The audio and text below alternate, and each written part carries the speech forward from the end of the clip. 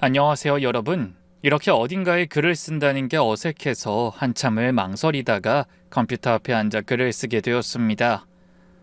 차마 지역도 이름도 제대로 밝힐 수 없는 점 양해 부탁드릴게요. 일단 저는 현재 30대 후반의 여성이며 꽤나 고된 삶을 살아온 사람이기도 합니다. 어린 시절의 제 꿈은 우리 집을 가지는 거였어요. 거창하게 방 몇 칸짜리 아파트를 꿈꾸는 것도 아니고 작은 단칸방이라도 상관없었죠. 이유는 단순합니다. 입주 가정부였던 어머니를 따라 여기저길 떠돌아야 했기 때문이었죠. 엄마는 다른 집 빨래하고 마루를 닦고 설거지하는 걸로 우리 모녀의 생계를 꾸리셨어요. 저는 늘 집주인에게 들키지 않게 걸어야 했고 함부로 돌아다니지도 못했습니다. 더구나 집주인이 먹다 남은 찬으로 배를 채우기 위해 눈칫밥 먼저 배부르게 먹어야 했고요. 그러다 보니 어린 제게도 우리 집이라는 게 간절했던 것 같습니다. 누군가의 눈치도 보지 않고 이사도 가지 않고 엄마와 내가 편안히 쉴 곳 말이죠. 물론 성인이 되어서 그 꿈을 이루는 건 그렇게 어려운 일은 아니었어요. 문제는 어머니가 돌아가시면서 우리라는 게 빠져버린 겁니다. 그러다 겨우 저는 제 짝을 만났고 가족을 이루게 되었죠. 그것도 모자라서 엄청나게 큰 저택까지 소유할 수 있는 큰 행운이 찾아왔고요. 하지만 저는 그 행운을 스스로 발로 뻥 차버렸습니다. 왜냐고요? 지금부터 말씀드리죠. 사실 저는 소위 말하는 신데렐라였습니다. 땅 부자의 건물도 많은 시댁, 건축회사를 운영하던 능력 있는 남편을 만났으니까요. 심지어 저는 2년제 전문대를 겨우 졸업한 격리에 불과했습니다. 그런 상황이니 보통은 반대를 하고도 남을 이르긴 했어요. 하지만 아니었죠. 남편과 한참 연애를 하고 있는 중에 뜬금없이 전화로 절 몰래 부르시더니 이러시더군요. 아가씨, 실은 우리 아들한테 다 들었어요. 아가씨네 집안 사정, 물론 자세히는 못 들었지만 대충은요. 그걸 듣는데 어찌나 눈물이 나던지. 난요, 아가씨가 참 장한 것 같아요. 아버지는 얼굴도 기억 안 날 정도로 어릴 때 돌아가셨고 그 이후 사고로 어머니가 돌아가셨는데 혼자 힘으로 이렇게 버티고 잘 자라준 걸 보니 아주 장이에요, 장해. 그래, 얼마나 힘들었어. 아닙니다. 벌써 돌아가신 지 13년 정도 됐어요. 시어머니는 고개를 저으며 안쓰러운 눈빛으로 말했습니다. 사랑하는 사람이 죽었는데 시간이 흘렀다고 슬픔이 옅어지는 건 아니죠. 억지로 괜찮은 척 할 필요는 없어요. 우리 어쩌면 한 가족이 될 텐데 솔직하게 마음 털어놓는 것도 좋죠. 네? 그럼 저희 만나는 걸 허락해 주신다는 건가요? 제가 눈을 동그랗게 뜨고 묻자 시어머니는 가볍게 웃으셨죠. 그럼 제가 아가씨를 왜 따로 불러냈겠어요? 설마 반대할 줄 알았어요? 당연히 그게 맞지 않을까요? 어머, 혹시 그런 거 상상했어요? 물 뿌리고 돈도 뿌리고 김치 같은 걸로 뺨도 치고 비슷하게요. 에이, 촌스럽네. 요즘 젊은 사람들 당돌한 면이 있던데 아가씨는 왜 당당하질 못해요? 돈을 뿌릴 생각은 있는데 헤어지라는 거 말고 잘 만나달라는 용돈으로 가능하죠. 해줄까요? 아니요. 근데 왜 허락을 하세요? 둘이 좋다는데 제가 왜 반대를 해요? 저희 아들들 다 원하는 사람이랑 결혼시켰어요. 내가 자식들 인생 대신 살아줄 것도 아닌데 안 그래요? 아니, 애초에 왜 그런 생각했어요? 아가씨가 뭐 어때서요? 그야 일단 집안 차이도 그렇고 학벌도 나이도 어린 것도 아니잖아요. 결혼은 집안 대 집안의 결합이다 좋은 집안 보는 건 당연하다고 저도 생각하고요. 시어머니는 고개를 저었습니다. 내 주변 여자들은 좀 그런 면이 있긴 해요. 태어나길 좋은 부모 물고 고생이라고는 애 낳는 거 말곤 안 해본 여자들이죠. 본인들이 우월하다고 생각하는 인간들이 보통 그래요. 참 부질없는 짓인데. 솔직히 돈이라는 건 생활을 편안하게 해주는 거 말고는 아무런 도움이 안 되는 거거든요. 자식끼리 사이 갈라놓고 사람 못 믿게 만드는 게 돈이에요. 참 우습지 않아요? 이 돈이라는 게 애초에 사람이 만들었는데 그걸 가지고 싸운다는 게 뭐 그렇게 생각할 수도 있겠네요. 저는 사람이 먼저거든요. 무엇보다 아가씨는 모자란 거 하나 없어요. 오히려 우리 아들이 재혼이라 아가씨한테 바짝 기어들어가야 맞죠. 초혼에다가 이렇게 예쁜 아가씨를 언감생심. 그러니 아가씨도 기죽지 말아요. 고개 딱 들고 우리 아들한테 이것저것 해달라고 그래요. 혹시나 청혼한다고 하면 알도 제일 큰 걸로 해달라고 하고 시계랑 가방도 해달라고 하고요. 네? 결혼이요? 그럼 결혼 생각 안 해요? 난 아가씨 딱 마음에 드는데. 저는 솔직히 그때 꿈을 꾸는 줄 알았습니다. 시어머니 뒤에서 후광이 비칠 정도였죠. 시어머니는 거만하지도 않았고 유머가 넘쳤으며 호탕하기까지 했습니다. 같은 여자가 봐도 멋지다는 생각이 가장 먼저 들었고요. 때문에 후에 결혼을 결심할 때도 시어머니 영향이 있긴 했죠. 물론 남편을 사랑하는 게 먼저였지만 저런 시어머니라면 정말 모시고 살고 싶다는 생각을 했거든요. 하지만 시어머니는 딱 잘라서 그건 아니라고 하셨습니다. 같이 살기 시작하면 불편한 게 많을 테고 저희 신혼이나 즐기라고 말이죠. 대신 자주 찾아오신다고 하셨고요. 실제로 시어머니는 일주일에 한 번 정도 저희 집에 오셨습니다. 아가 이리 와보렴. 내가 이번에 유럽 여행 갔을 때 너 생각하면서 사온 거야. 시어머니는 명품백을 내밀며 환하게 웃으셨습니다. 우리 예쁜 며느리 생각이 어찌나 나는지. 어때? 마음에 드니? 네, 마음에 들어요, 어머님. 너무 비싼 거 아니에요? 뭔 소리 그렇게 해. 이제 넌 우리 집안 사람이야. 무엇보다 내 진심과 마음만 보고 가격편 이제 그만 봐야지. 그거 예의 아니야? 이거에 맞는 신발도 하나 있어야겠다. 내가 내일 백화점 한번 다녀올 테니까 원하는 거 있으면 말해. 아니면 같이 갈까? 괜찮아요. 저 많아요.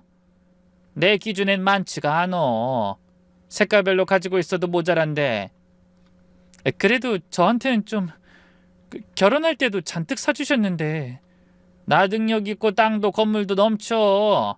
그러니 이럴 때 돈 좀 쓰는 거지. 좀 쓰고 살게 해줘. 젊은 애들이 들어야 예쁜 것들도 있단 말이야. 못 이기는 척 고맙습니다 해주면 안 되니? 감사해요, 어머님. 시어머니는 제 손을 잡고 말씀하셨죠. 아가, 너도 알지? 내가 아들만 셋인 거. 심지어 무뚝뚝한 두 아들 놈은 해외로 가버렸고 막내도 엄청 애교 있고 그러지도 않고.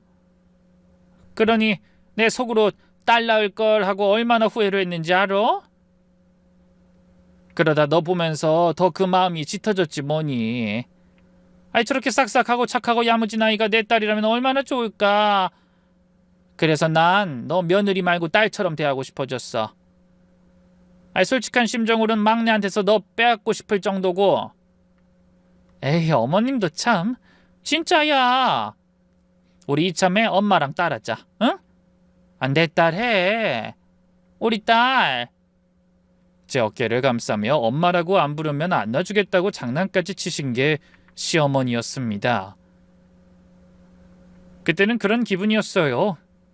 인생에서 개인에게 할당된 행복이라는 게 정말 있을지도 모른다고 말이죠. 그게 아니라면 갑자기 벼락처럼 그렇게 좋은 일만 생길 수 없을 것 같았거든요. 남편 역시도 마찬가지였습니다. 세상 다정하고 가정적인 사람이었으니까요. 너만 있으면 난 이 세상 무엇도 부럽지 않아. 정말이야, 여보. 우리 행복하자. 앞으로도 쭉.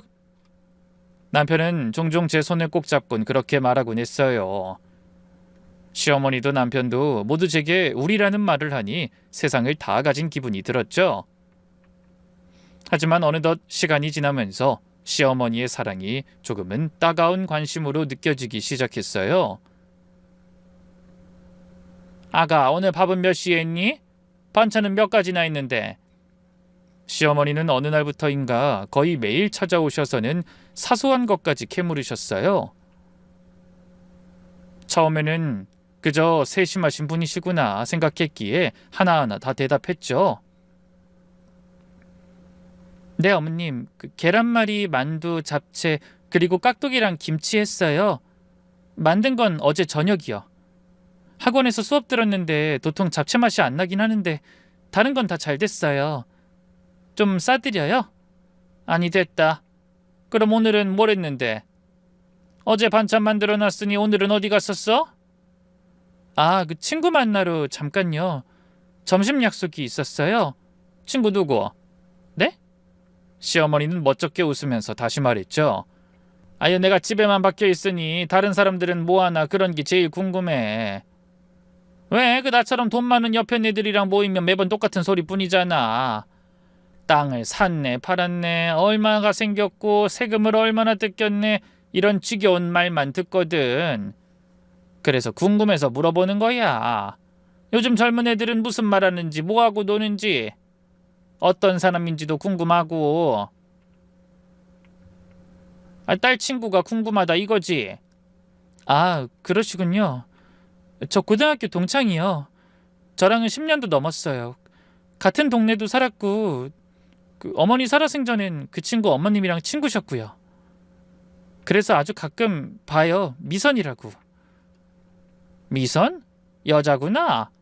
그래, 친구는 자주 봐야지. 언제 우리 집에 초대라도 한번 해봐. 그래도 될까요? 아무리 그래도 제 친구인데. 뭐 어때? 내가 우리 딸 친구한테 밥 좀 먹이겠다는데. 시어머니라서 좀 그런가? 아니요, 절대요. 한번 말해볼게요. 걔도 결혼해서 시간이 도통 안 맞아요. 아이 키우고 있어서 그런가 오늘도 겨우 봤거든요. 애들도 데리고 오라고 해. 우리 집에 아줌마가 대신해서 보고 있으면 되니까. 친구도 자유를 좀 느껴야지. 애 엄마라고 무조건 애만 보고 있으면 정신적으로 힘들어서 못 써.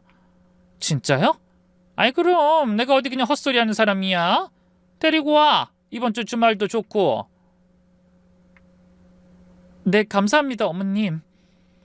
실제로 그 이후에 친구도 소개해드렸고 만남은 꽤나 유쾌했어요. 어머님이 특별히 신경 써서 음식도 어마어마하게 화려했으니까 말이죠. 근데 친구가 돌아가고 이튿날에 제게 연락을 해왔던 겁니다. 사뭇 진지한 목소리로 그러더군요. 너희 어머니가 좀 이상해. 넌 못 느꼈어? 그게 무슨 말이야? 그때 식사할 때 무슨 일 있었어? 나 자리에 없었을 때? 너에 대해서 엄청 물어보고 남자친구들은 없냐? 남자 이상형은 뭐였냐? 뭔가 나한테서 뭘 알아내려고 그러는 기분이었거든. 뭐 말하고 있는 지금도 답답한 게 뭐라고 딱 꼬집어 말할 수가 없어. 단순한 궁금증이라고 할 수도 있는데 너도 알지? 내가 다른 건 몰라도 사람 보는 눈, 촉 되게 좋은 거.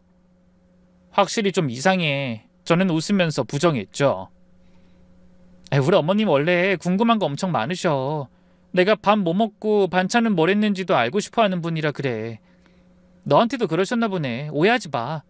나한테 정말 잘해주시거든. 진짜? 그냥 오해인가? 하긴 뭐 너도 눈치 빠싹한데 어련히 알아서 할까. 무슨 일 있으면 말해. 그때 친구가 말한 건 분명 웃어 넘겼어요. 근데 희한하게 그때부터 탁탁 뭔가 걸리는 게 생기기 시작했죠. 마치 손톱 밑에 아주 작은 가시처럼 이따금 느껴지는 거 말입니다. 한 번엔 제가 옷장을 정리하고 있는데 시어머니가 문득 물으셨어요. 아가, 그 옷 새로 산 거야? 언제 샀는데? 어디서 샀는데? 아, 네. 그 지난주에 남편이랑 백화점 갔을 때요. 그이가 골라줬어요. 색깔 예쁘죠? 우리 아들 취향이 아닌데? 막내는 이런 공주님 같은 스타일은 별로라고 했었거든. 확실히 아들이라 간 게 맞긴 하니? 당연하죠. 직원이 추천해줘서 남편도 마음에 들었나 봐요. 그래? 우리 아들이 고를 것 같진 않은데. 아무리 봐도 이상하네. 고개를 갸웃하던 시어머니는 화장대에서 향수 하나를 집어들더니 그걸 허공에 뿌리시더군요. 그건 남편의 향수였습니다. 그럼 이 향수는 너가 선물한 거야? 아니요, 그이가 어디서 선물 받았는지 어느 순간부터 보이더라고요. 그래? 이것도 내 아들 취향이 아닌데. 걘 우디 향을 질색하는 애라서. 아, 그건 제가 좋아해요. 남편 스킨 냄새 좋다고 했더니 그거랑 같은 라인으로 하고 다닌다고 저번에 지나가는 말로 하더라고요. 우디 향이 좋다고? 남자들이 주로 그런 향을 쓰던데. 그때 시어머니의 표정은 불신이었습니다. 한숨을 쉬고 고개를 저어 보이더니 불쾌한 표정으로 저희 집에서 나가셨죠. 나중에 들어보니 남편에게도 그것들을 다시 물어본 모양이었습니다. 확실히 이상하긴 했지만 도대체 왜? 라는 의문이 생긴 건 그 이후였어요. 시어머니가 도대체 어떤 방법으로 알아본 건지는 모르지만 제 휴대폰 요금에 대해서 물으셨을 때였죠. 아가, 너 통화 시간이 왜 이렇게 길어? 혹시 누구랑 그렇게 통화를 하는 거니? 통화요? 제가요? 그래, 너 통화 기록 보니까 그렇던데 누구야? 어머님, 그건 제 친구들이요. 다 결혼한 친구들이라 낮에만 통화해요. 전화번호 뒷부분은 가려져 있어서 확인이 되지 않던데. 너 나한테 보여줄 수 있어? 뭘 보여달라는 건지. 누구랑 통화했는지 말이다. 내 앞에서 전화를 다시 걸어보거나 해봐. 네? 아니, 어머님, 혹시 저 못 믿으세요? 아니, 그냥 궁금해서 그런다니까. 너야말로 나 못 믿니? 나 그런 사람 아니야. 잘 알잖아. 널 좋아하니 뭐든 알고 싶고 알고 싶어서 궁금한 게 많은 건데 이해 못해? 아니, 그래도 좀 당황스러워서요. 당황? 그럴 이유가 없으면 당황할 필요가 없지. 혹시 나한테 숨기는 거 있어? 제가 뭘 숨기겠어요. 그러니까 그럼 보여주면 그만 아니니. 걸어봐, 이 번호부터. 결국 그날 가장 통화를 많이 했던 친구들에게 차례로 전화를 걸었습니다. 시어머니가 번호를 비교해보고 중간 번호가 같은 곳으로 통화 버튼을 누르셨고요. 그렇게 모든 사람이 여자라는 걸 알고는 안도의 한숨을 쉬던 모습을 보며 저는 의아함을 떨치지 못했습니다. 그래서 그날 퇴근한 남편을 잡고 물어봤죠. 시어머니의 이상했던 행동도 말했고요. 그러자 남편이 머뭇거리더니 작게 한숨을 쉬었습니다. 이런 말 꺼내기 싫어서 말을 안 했는데 사실 나 이혼한 사유가 아내의 불륜이었어. 지금 그게 무슨 말이야? 성격 차이라며. 그게 가장 무난하니까. 솔직히 난 지나간 사람 욕하는 것도 별로라. 내가 모자랐다 그렇게 생각하고 말았지. 이혼하면서 비난하고 헐뜯고 그러면 결국 둘 다 더러워지는 거잖아. 난 적어도 추억까진 더럽히기 싫었거든. 좋은 사람이었던 과거를 떠올리면서 입 다물었던 거고. 무엇보다 불륜 소재면 욕하게 되어 있잖아. 난 그게 꼭 내 얼굴에 침 뱉는 기분이더라. 저는 남편의 말에 동의를 했어요. 전 부인을 감싸는 행동으로 보고 기분 나빠할 사람도 있겠지만 저의 경우는 오히려 그런 남편의 행동이 멋져 보였기 때문이죠. 그럼에도 궁금한 것은 있었습니다. 그럼 시어머니가 날 의심하는 건 맞단 거네? 아마도. 전 부인이랑도 어머님 엄청 친하게 지냈었어. 목욕탕도 가고 어디든 같이 다녔을 정도로. 그래서 어머닌 정말 모든 걸 다 해주려고 했지. 정말 많이 친했던 모양이네. 응. 어머니가 건물 꽤 많이 보유하고 계시잖아. 그중에 가장 좋아하는 저택이 하나 있어. 생전 아버지가 한참 건축업하고 계실 때 처음으로 사서 벽돌 하나하나 바꾼 곳이기도 하고. 어머닌 거기 정원에 공을 들이셨지. 두 분의 손길이 미치지 않는 곳이 없다고 봐도 무방하고. 워낙 터도 좋아서 아버지 돌아가시기 전까진 부모님이 그곳에서 사셨어. 대대로 큰형이랑 작은형도 결혼하고 거기서 지냈었고. 근데 그런 소중한 집의 명의를 전처 명의로 바꿔준다고 할 정도로 좋아했지. 어머님 성격 보면 확실히 다 해주시려고 하시니까. 근데 그게 화근이었나? 그 어머니한테 충격이었겠지. 바로 그 집에서 불륜을 저질렀거든. 뭐? 그런 일이 다 있었어? 전 너무 놀랐습니다. 이렇게 좋은 남편의 완벽한 시어머니까지 있는데 바람을 피웠다는 것 자체가 이해가 되지 않았으니까요.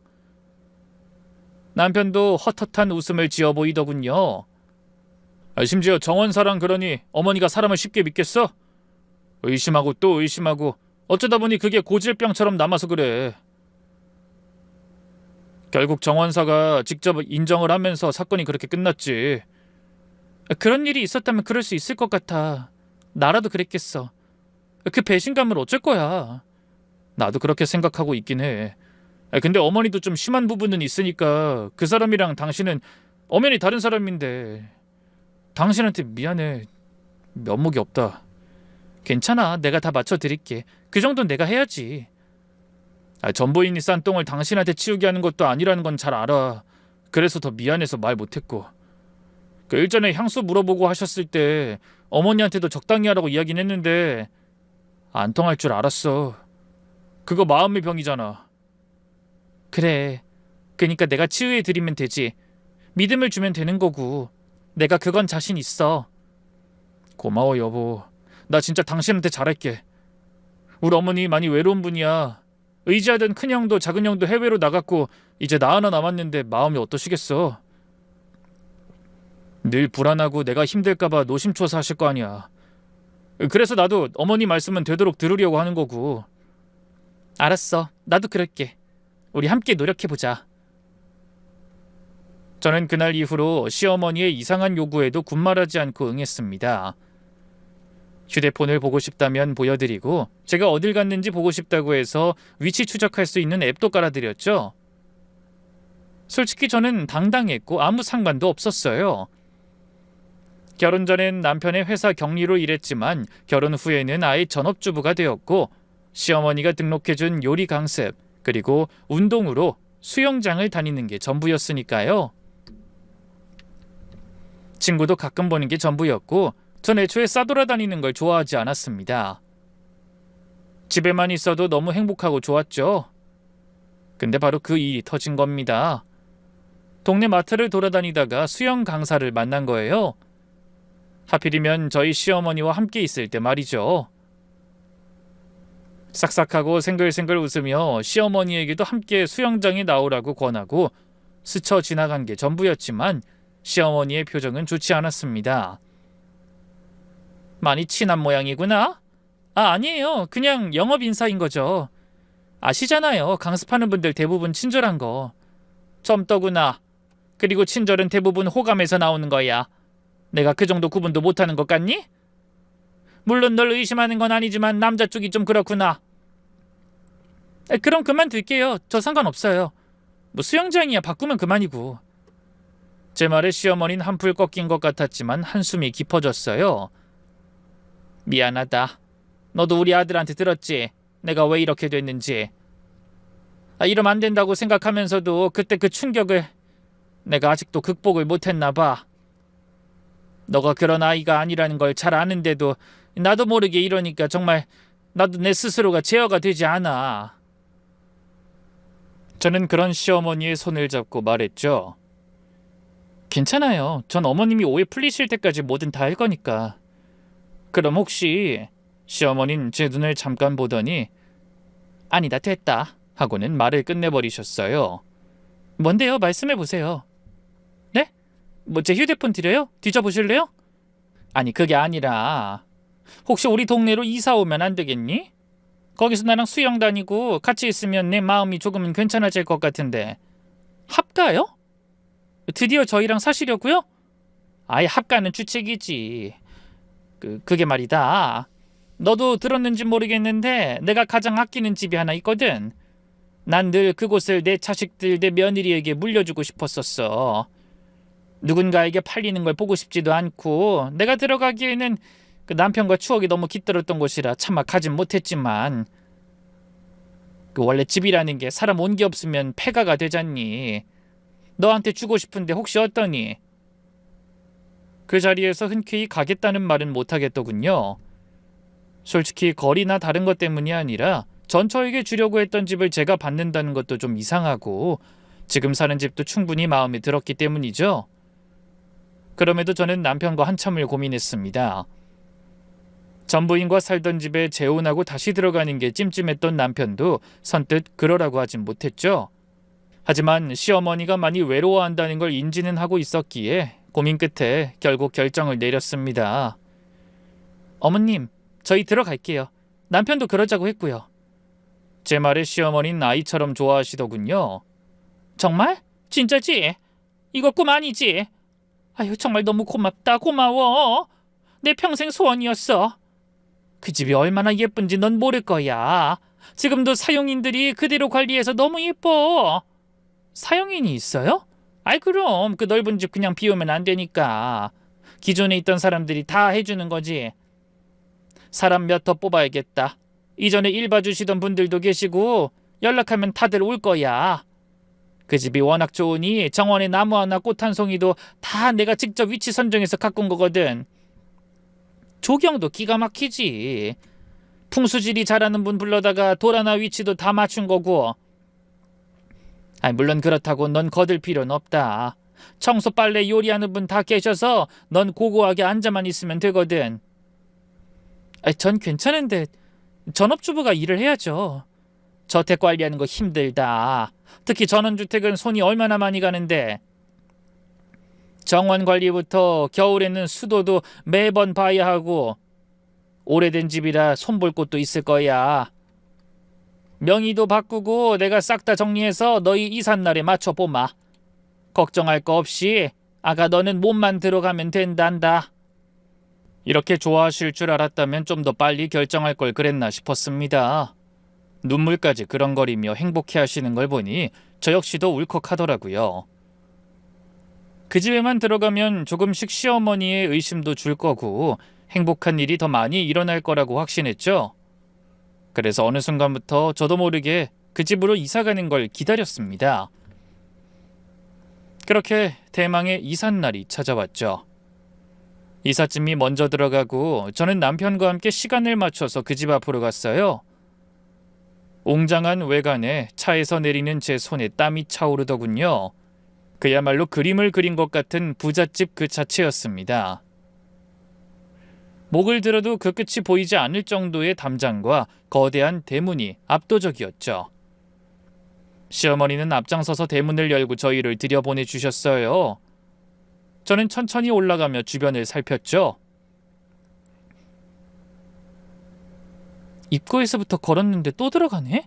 미로 같아. 그치? 아버지가 지으실 때 안전한 걸 최우선으로 뒀거든.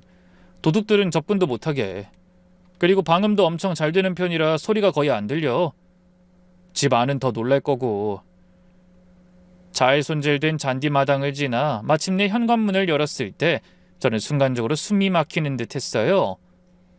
왜냐하면 현관에 나란히 서 있는 6명의 여인들이 저를 향해 허리를 90도로 굽히고 있었기 때문이죠. 그리고 동시에 저는 온몸이 떨리기 시작했습니다. 왜냐하면 그들이 입고 있던 하늘색 앞치마와 흰색 유니폼은 제게도 익숙한 것이었기 때문이었죠. 환영합니다, 사모님. 그들의 익숙한 인사말이 웅장한 현관에 메아리 쳤어요. 어떠니 아가? 마음에 들어? 시어머니의 목소리가 등 뒤에서 들려왔어요. 저는 아무 대답도 할 수 없었어요. 목이 메어 말이 나오지 않았습니다. 발걸음을 돌려 현관문으로 향했죠. 여보 어디가? 남편이 당황한 목소리로 불렀어요. 하지만 전 멈추지 않고 현관문을 지나 밖으로 향했죠. 그저 뛰고 싶었어요. 이 집에서 당장이라도 탈출을 해야 했으니까 말입니다.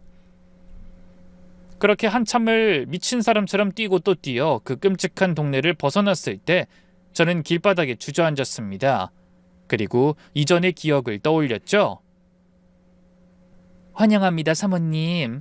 어때? 엄마 좀 기품 있어 보여? 저희 어머니는 수줍게 웃으면서 제게 물었죠. 당시 중학생이었던 저는 픽 웃었습니다.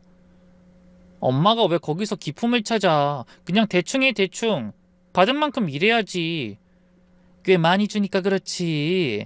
진짜 엄청난 저택이라니까. 이제까지 엄만 그런 집 본 적도 없어. 그 집을 만든 사람인가? 그분들이 주인인데 이번에 결혼한 자식들한테 내준 모양이더라. 오, 금수저. 부럽다. 야, 어쨌든 너무 애쓰지 마. 물 흐르듯 그냥저냥 하는 게 속 편하잖아. 돈 많이 주는데 딱 붙어 있어야지. 그래야 우리 딸이랑 둘이 살 집도 살 거 아니야. 돈 많이 모아서 꼭 햇빛 엄청 들어오는 그런 집으로 매매하자. 알았지? 알았어. 엄마 파이팅! 초반에 저희 어머니는 그 집에 고용되었다는 자부심 같은 게 있었습니다. 이전에는 어느 정도 돈 있는 집이긴 해도 보통 가정부는 한 명이 전부인 곳이었어요. 그러니 청소부터 빨래, 식사 준비, 때로는 아이까지 돌봐달라고 요구하는 사람들이 태반이었죠.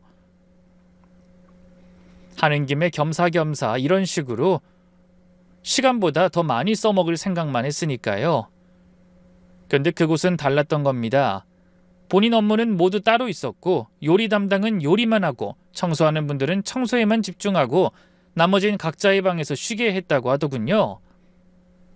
그런데도 돈은 더 받으니 당연히 열정이 넘쳤던 겁니다. 하지만 그건 한 달을 채 가지 못했어요. 어머니의 표정은 점점 어두워졌죠.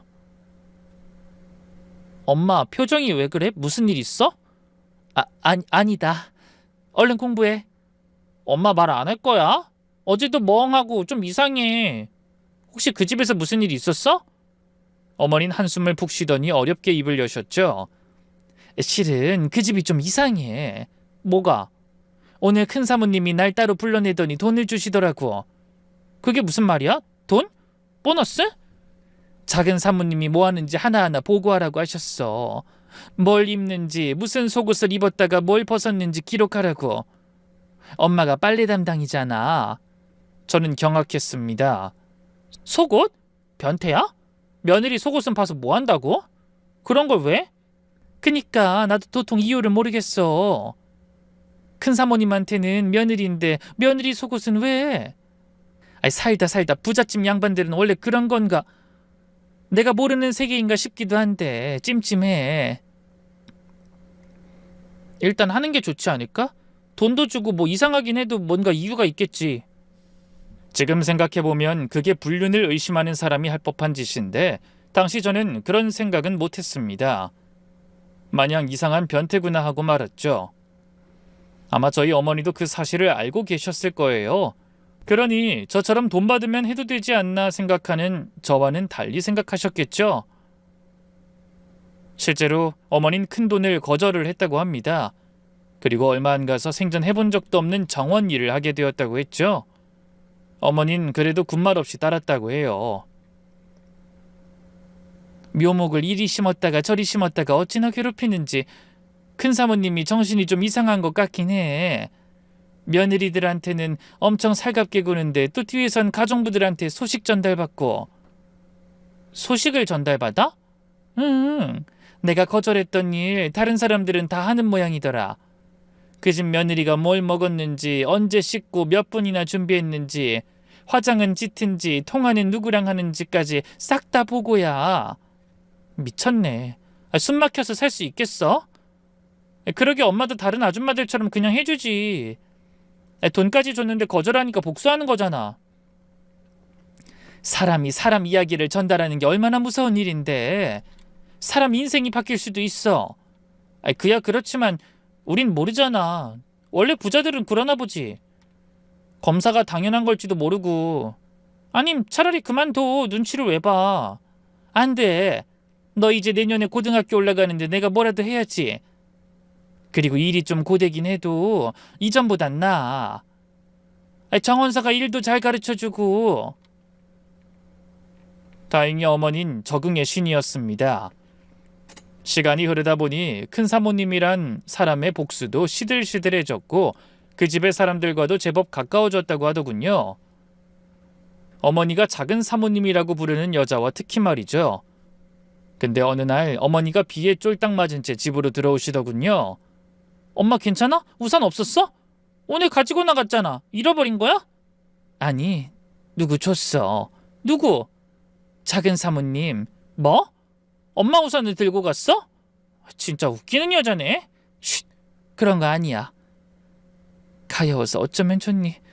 정말 너무 가여워. 가용인들은 일거수일투족 보고하고 있지. 남편은 매일 늦게 퇴근하지. 비 오는데 거리 한복판에서 비를 쫄딱 맞고 있더라고. 어머니는 그날의 일을 제게 그리 자세히 들려주진 않으셨어요.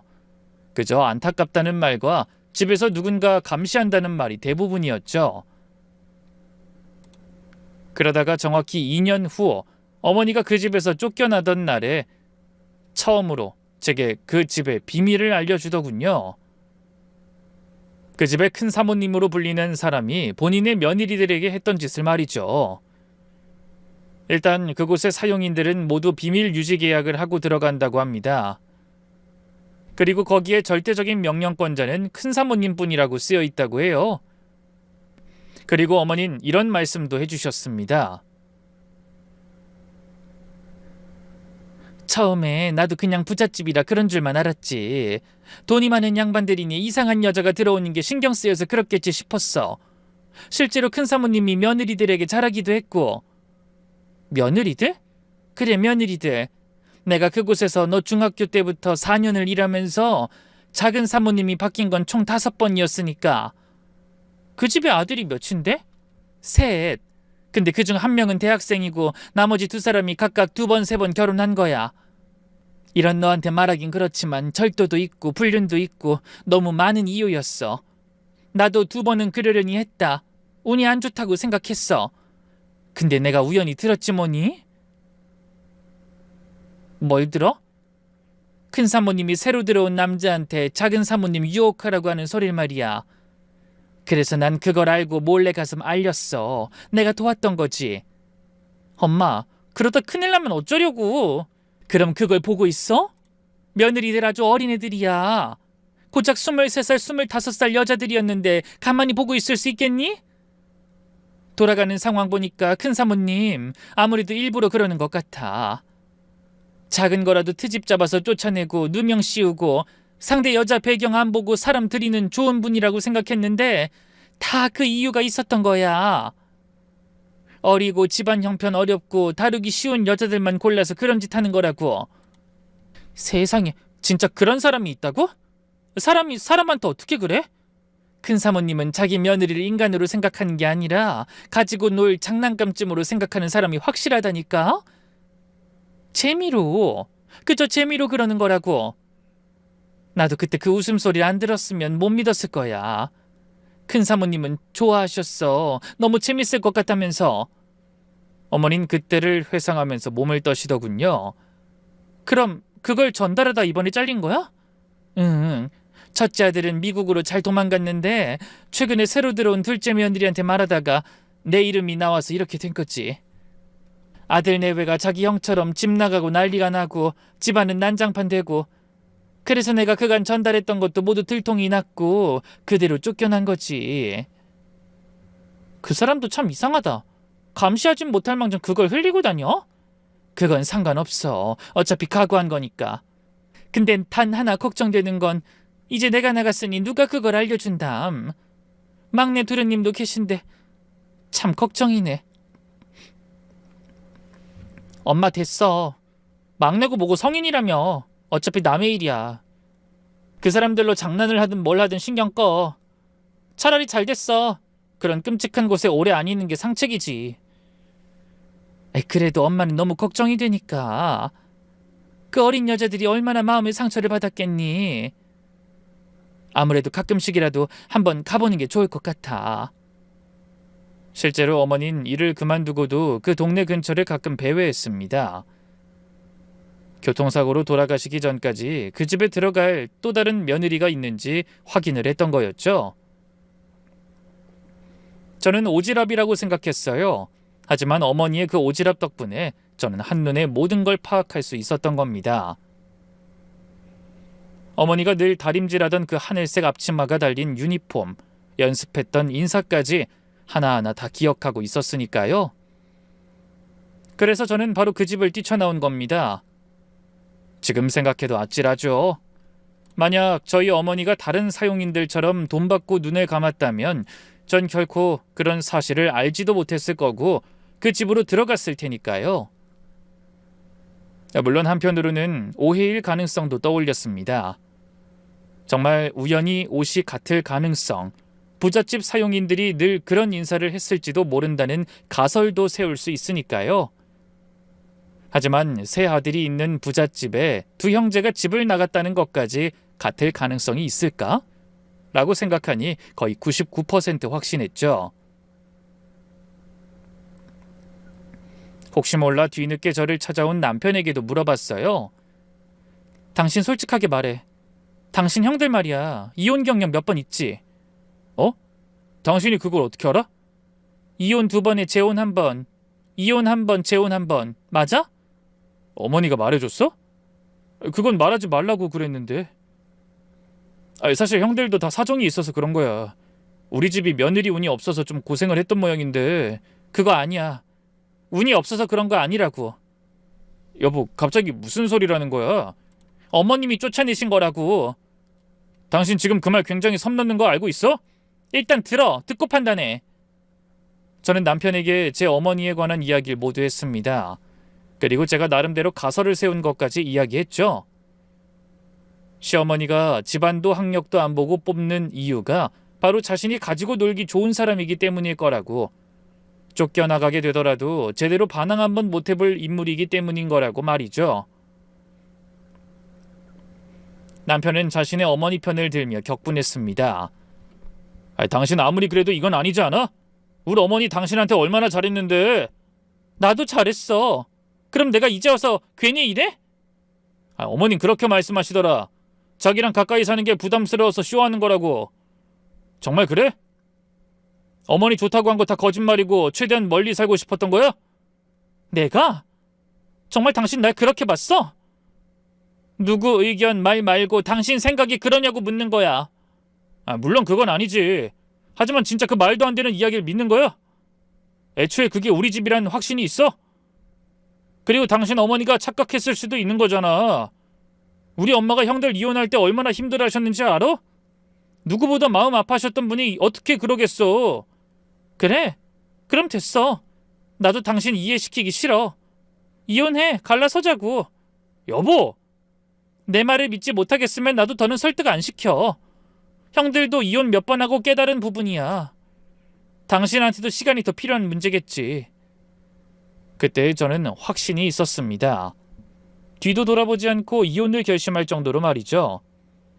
하지만 제 마음이 확신으로 굳어지니 남편은 제게 제안을 하나 했습니다. 정말 그게 사실인지 확인해보고 싶다고 한 거죠. 우린 고민 끝에 남편과 이혼한 전철을 떠올렸어요. 제게도 그리 달가운 일은 아니었지만 확인해보고 싶다는 마음이 더 먼저였습니다. 그렇게 수소문 끝에 전처와 저 그리고 남편이 함께 만나게 되었죠.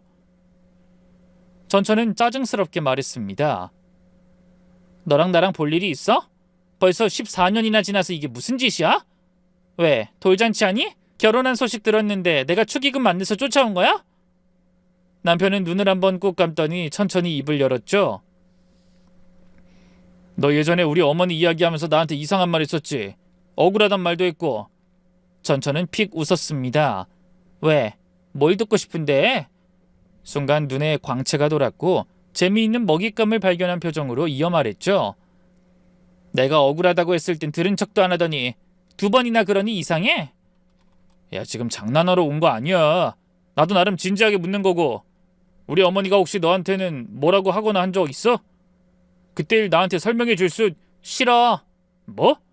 내가 이제 와서 왜 말해야 되는데. 뭘 설명해. 난 몰라. 기억도 안 나고. 어머님 좋은 분이지. 나 같은 여자한테 그렇게나 잘해주셨는데. 나란 여자가 배신을 한 거고. 듣고 싶은 말이 이거야? 그럼 듣지. 난 이만 가볼게. 역겨워서 너랑 마주 앉아있기 싫어. 전처는 자리에서 일어나려고 했고 제가 끼어들었어요. 저기 14년 지났으면 혹시 정순미라는 분 아세요? 내가 그런 이름을 어떻게... 전처는 멈칫하더니 갑자기 눈이 커졌습니다. 정순미? 그래. 근데 그쪽이 그분 성함을 어떻게 알아요? 아니 됐고 혹시 연락처 있어요? 저희 어머니세요. 돌아가셨고요. 뭐요?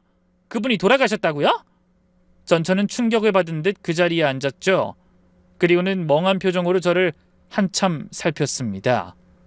말씀해 주세요. 저희 어머니 어떻게 아세요? 그땐 일도 그만뒀을 텐데.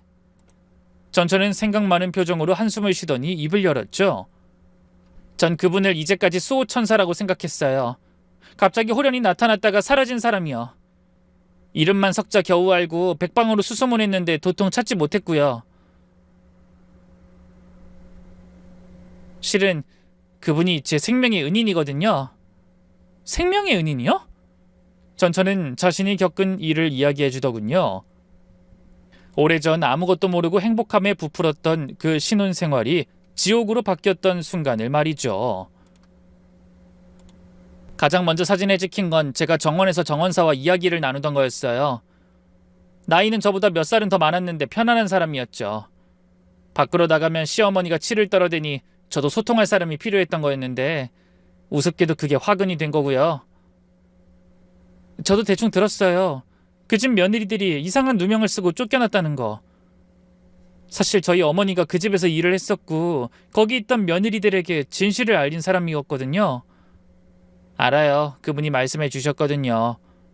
어떤 형태로 진행됐나요? 알려주세요. 제발요. 그쪽 어머니 봐서 알려드리는 거예요. 처음에는 단순히 물건이 좀 사라지는 사건이 있었어요. 휴대폰 위치가 바뀌거나 일기장이 사라졌다가 나타나기도 했죠. 워낙 넓은 곳이라 그러려니 했는데 어느 순간 제 속옷이 사라지고 목걸이가 분실되고 남편의 반지까지 사라졌는데 그게 어디서 나왔게요? 정원사 방이에요. 그래도 저랑 조금은 친구가 된 줄 알았는데 그 인간이 저랑 불륜을 저질렀다고 무릎을 꿇더라고요. 그때 제 기분은 최악이었죠. 전처는 제 남편을 노려보며 이어 말했습니다. 저놈은 눈 돌아서 발발 뛰고 시어머니는 세상에 둘도 없는 배신자를 보는 듯 눈물까지 보이며 제게서 고개를 돌렸죠. 사람들도 손가락질하더라고요. 그래서 근본 없는 첫것은 이런 상류 사회를 오면 안 된다면서 좋은 거 먹고 입혀서 사람 만들어놨더니 짐승만도 못하다나? 전처는 고아였다고 했고 가족이 가지고 싶어 정말 많은 노력을 했다고 했죠. 그래서 그런 누명은 너무나 치욕스러웠다고 합니다. 무엇보다 힘들었던 것은 자신을 아껴주던 시어머니가 실망했다는 거였고요. 그래서 죽어서라도 누명을 벗을 생각이었다고 했죠. 그리고 바로 그때 저희 어머니가 나타나 전처를 구했고 그 집안의 진실을 들려줬답니다. 저희 어머니가 그 집 주변에 가끔 가곤 했는데 운이 좋았네요. 네, 진짜 다행이죠. 덕분에 안 죽었었지 아니었으면 저 이 세상 사람 아니었을 거예요. 그 정도로 억울했으니까요. 그래서 그분은 제 생명의 은인이고요. 감사를 전하고 싶었는데 참 안타깝게 됐어요. 그렇게 좋은 분이 이렇게 일찍. 그때 남편이 답답해서 말했죠. 왜 말 안 했어? 그런 일 있었으면 말을 했었어야지. 내가 솔직히 말해줄까? 처음엔 말할까 싶었어. 너도 피해자라고 생각했으니까. 근데 시간 지나니까 그 소름 끼치는 집안에 다신 들어가고 싶지 않았고 무엇보다 억울했던 나만큼 너도 아파봤으면 했거든. 너희 어머님 배부른 고양이야. 알아? 사냥감을 놔줬다가 잡았다가 그렇게 노는 거라고. 애초에 믿긴 했겠어? 도대체 우리 엄마가 왜? 모든 걸 다 가진 사람이 그럴 이유 없을 거라고 내 앞에서 소리나 질렀겠지. 아니야? 전처는 자리에서 일어나며 제게 경고하듯 이 말을 남기고 떠났죠. 저기 그쪽이 아까우니까 저런 마마보이한테 미련 가지지 말고 얼른 새 출발해요. 형들은 해외 가서 본인만 의지하고 사는 엄마가 불쌍해 죽는 인간이거든요. 병신 새끼. 너 정말 야, 너 똑바로 살아. 바른 말만 하고 바른 행동만 한다고 가장인 줄 알아? 때론 물고 싸울 줄도 알아야지. 넌 이번에도 가정 못 지키잖아? 그럼 평생 엄마 옆에서 꼭두각시로 사는 거야. 그러니 노선 딱 정하고 제대로 행동해. 저 역시 그 말에 동의는 했어요. 제 남편이 나쁘다는 게 아니라 두 모자 사이를 끊기에 어렵다는 건 확실했기 때문입니다. 효자 중에 효자였던 남편이 시어머니를 버린다는 상상도 되지 않았던 거죠. 근데 그 일이 있고 며칠 후 남편이 커다란 캐리어 2개를 끌고 제가 머물고 있는 곳으로 찾아왔더군요. 이혼은 절대 못한다. 자신이 차라리 절연을 선택하겠다고 말입니다. 이야기를 들어보니 그 사이 형들도 만나고 왔다고 했죠. 형들도 다 알고는 있었더라고. 비록 두 사람 다 어머니가 도대체 왜 그런 짓을 하는진 모르는 것 같았지만 결혼 허락하고 잘해주고 그 다음에 쫓아내는 방식은 늘 같았다고 하더라. 그거 듣고 결심 내렸고 이렇게 당신한테 온 거야. 그래서 정말 절연할 수 있어? 난 당신 아니면 더는 결혼할 마음 없어. 이 일을 통해서 더 확신했고 누구 말처럼 싸우고 물어뜯지는 못해. 하지만 어머니 돈에 휘둘려서 마음 흔들리는 일은 없을 거야. 어머님은 아셔? 우리가 다 아는 거? 아니 모르셔. 따질 생각도 나지 않더라. 어차피 거짓말 하실 텐데 더는 그런 모습 보고 싶지 않아서 말 안 했어. 아마 내가 그냥 나온 줄 아실 거야. 진짜 괜찮겠어? 이번엔 내 가정, 내 여자 내가 지킬 거야. 나 한 번만 믿어주라. 저는 그의 눈을 봤어요. 그 눈에는 이전엔 없었던 단단함이 들어차 있었죠. 우리는 다시 함께하기로 결심했습니다. 그렇게 2달 정도 지났을 때 시어머니가 찾아왔어요. 예전에 당당한 모습은 사라지고 초췌한 얼굴로 아들을 돌려달라고 사정사정 빌기 시작했죠. 제발 내 아들만은, 나에겐 이제 아들밖에 없어. 너 이러는 거 아니야? 내가 너한테 얼마나 잘했니? 뭐든 다 해줬고 심지어 그 집도 너 하라고 명의 변경하고 있었는데 어쩜 나한테 이럴 수가 있어? 일단 돌아와. 집으로만 오면 용서할게. 너한테 더 잘하려고 하마. 왜요? 이번엔 운전기사랑 바람 피웠다고 하시게요? 아니면 도둑질로 내모시게요? 그게 무슨 말이야? 뭘 내모라? 너 지금 무슨 말도 안 되는 소리라는 거니? 저 다 알아요, 어머님. 뭘 다 알아? 혹시 너 막내랑 이혼한 전처 만났니? 걔 말을 듣고 이러는 거야? 맙소사, 걘 정신이 이상한 애야. 부모 다 죽고 고아원에서 자란 애를 불쌍하다고 걷어줬는데 우리 집 정원사랑 바람이나 피우고 내 아들을 배신한 그런 여자였다고. 정말요? 그래. 우리 집 고용인들이 다 증명할 수 있어. 2사람이 같이 있는 걸 본 사람만 4명이 넘으니까. 사진도 있고 증거도 있어. 속옷도 발견됐고. 그 정도면 증명된 거 아니니? 근데 어쩌죠? 전 그 전처말 때문에 알게 된 게 아닌데. 사실 저희 어머니 그 집에서 일하셨거든요. 기억하시는지 모르겠네요. 다른 며느리들 지켜주다가 쫓겨난 사람이요. 어머님한테 큰 사모님이라고 불렀던, 돈으로 회유가 되지 않던 그분요. 제가 그분의 딸입니다. 그래서 다 안다고 말씀드린 거고요. 누구 딸이라고? 왜 어머님이 며느리 속옷 감시해달라다가 까였던 세탁 담당 고용인이요. 어머님이 화나서 정원 관리사로 쫓아내셨잖아요. 근데 기가 막히게 또 일은 잘해서 오래 일했고요. 그 순간, 아주 짧은 찰나의 순간에 시어머니의 표정은 당황으로 물들었습니다. 자신의 하나뿐인 아들을 빼앗겼다며 눈물로 호소를 하던 표정도 거짓말처럼 사라졌죠. 그리고 이내 얼음처럼 차가운 표정으로 제 눈을 똑바로 보시더군요. 그래서 그걸 내 아들한테 일렀니? 그깟 가정부 말 믿고? 아니요. 그 형들의 전처 모든 증인들이 다 똑같이 말하는 걸 들은 거죠. 그 사람이 미국까지 다녀왔다고 하네요. 거기서 형들이랑 만나서 모든 걸 다 듣고 왔다고 하던데요. 이래도 끝까지 아니라고만 하실 생각이세요? 시어머니는 바들바들 떨면서 앞에 있던 물을 들이켰죠. 아니야, 그것도 오해다. 일단 내 이야기 먼저 들어봐야 해. 걔들은 내 재산을 탐내다가 그렇게 된 거고 나한테 억하심정이 있었던 거야. 재산이 탐났으면 아내를 버렸겠죠. 같이 도망가는 게 아니라. 시어머니는 열이 받았는지 가슴이 오르락내리락 하는 게 보일 정도로 크게 숨을 몰아쉬셨죠. 그러더니 이내 한층 누그러진 목소리로 설명하기 시작했습니다. 그래, 어차피 일이 이렇게 됐으니 맞아, 인정하마. 근데 너도 입장 바꿔 생각해봐라. 무려 아들만 셋이었어. 금이야 오기야 키운 네 새끼들 어디 하나 부족하지 않게 키웠고 좋은 대학 보내서 자랑할 만한 곳에 모두가 취업에 성공했다. 어미로서 당연히 기대를 했지.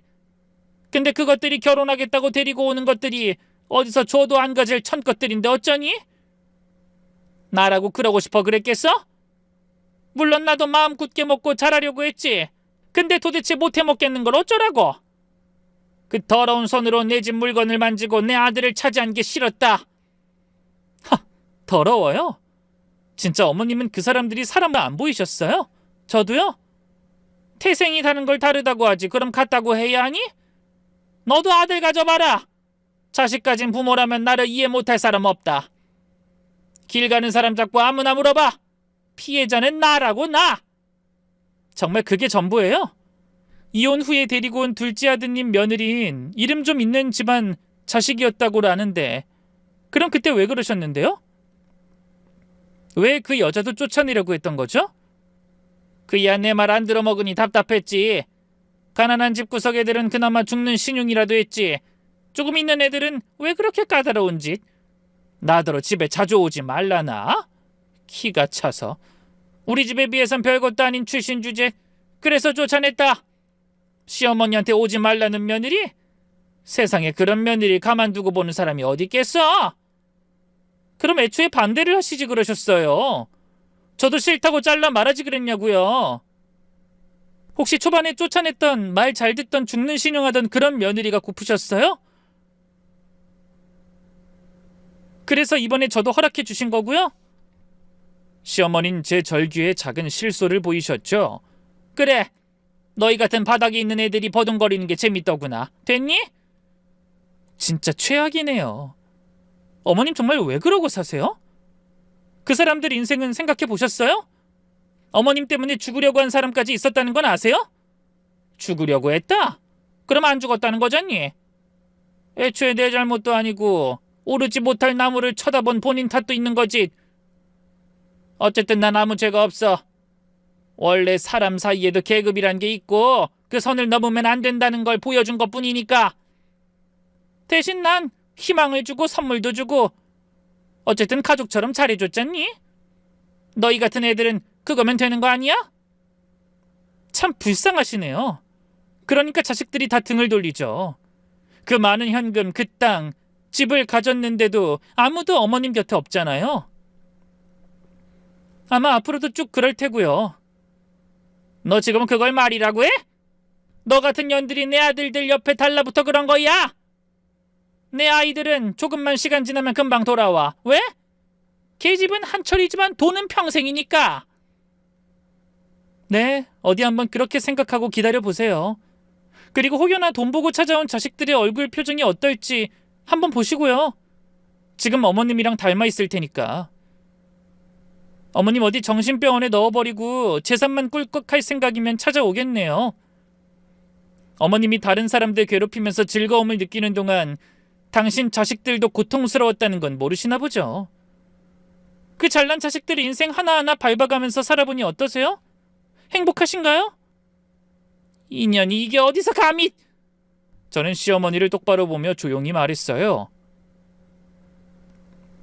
어머니, 이게 바로 카르마 업보라는 겁니다. 당신이 수많은 사람들에게 상처를 준 그 대가를 받게 되실 거예요. 평생 외롭게 사는 벌이요. 제가 자리에서 일어나니 시어머니는 비명을 꽥 질렀고 저를 향해서 뛰어와 머리채를 잡으려고 했습니다. 근데 바로 동시에 그 손이 누군가에 의해서 저지되었죠. 바로 제 남편이었습니다. 남편은 충혈된 눈으로 덜덜 떨고 있더군요. 그 자리에 온지 전혀 몰랐는데 제 뒤를 따라왔다가 모든 이야기를 듣게 된 듯 했습니다. 시어머니는 공포에 질렸죠. 막내야, 엄마는 그게 아니라 그게 말이다. 남편은 아무 말도 하지 않았어요. 시어머니는 다시 남편을 잡았고 남편은 그 손을 뿌리치며 딱 이렇게 짧게 대꾸했죠. 건강 챙기세요. 그 말엔 아주 많은 것들이 함축된 것 같았습니다. 제 어깨를 잡고 돌아서며 남편은 정말 서럽게 울었어요. 다른 사람들의 입을 통해서 들은 것이 아닌 진짜 어머니의 본색을 보게 된 거니까 충격이 더 컸겠죠? 전 그런 남편을 진심으로 위로했고요. 시간이 흘러 현재는 아주 평범한 일상을 보내고 있습니다. 대궐 같은 집도 엄청난 재산도 없지만 행복한 우리 집에서 함께하고 있죠. 남편과는 저녁에 식사하고 차 한잔 먹으며 나누는 이야기가 제 최고의 행복입니다. 이렇게 살아보니 전 이것만으로도 충분히 충만하다는 생각이 들더라고요. 이전보다 훨씬 작긴 해도 우리 집이라는 제 소원도 이루었고 말입니다. 욕심은 가득할수록 삶은 비좁아지고 내려놓을수록 마음은 넓어진다라는 말이 있더군요. 그 말처럼 우리 모두 욕심을 조금은 내려놓고 마음의 여유를 찾는 삶을 사셨으면 합니다. 모두 끝까지 들어주셔서 감사하고요. 모두에게 좋은 일만 가득한 연말이 되길 바랍니다. 감사합니다.